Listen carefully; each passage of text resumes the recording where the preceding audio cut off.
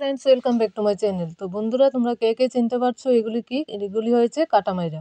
তো এগুলি দিয়ে আমি মাছ দিয়ে আলু দিয়ে একটি রেসিপি তৈরি করব। তো আমি কাটামাইরাগুলিকে ভালোভাবে কেটে ধুয়ে নিয়েছি। এদিকে মাছগুলিও ধুয়ে নুন হলুদ মাখিয়ে ভেজে নিলাম। তারপর আলুগুলিকেও ভেজে নেব।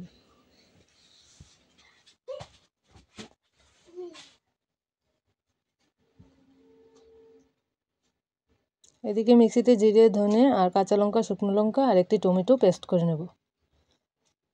আলুগুলি ভাজা হয়ে গেছে। তারপর দিয়ে দিলাম তেল, দিয়ে তারপর পাঁচফোড়ন দিয়ে দিলাম, দিয়ে পেস্ট করে রাখা মশলাটা দিয়ে দিলাম। পরিমাণ মতো হলুদ গুঁড়ো দিয়ে মশলাটাকে কষিয়ে নেব।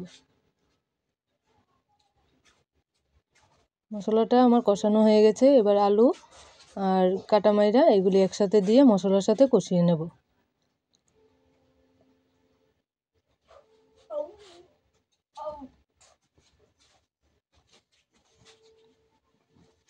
স্বাদ মতো নুন দিয়ে দিলাম।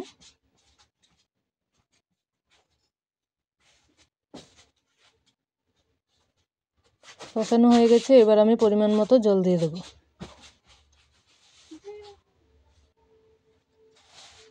এবার কিছুক্ষণের জন্য ঢাকা দিয়ে দেব।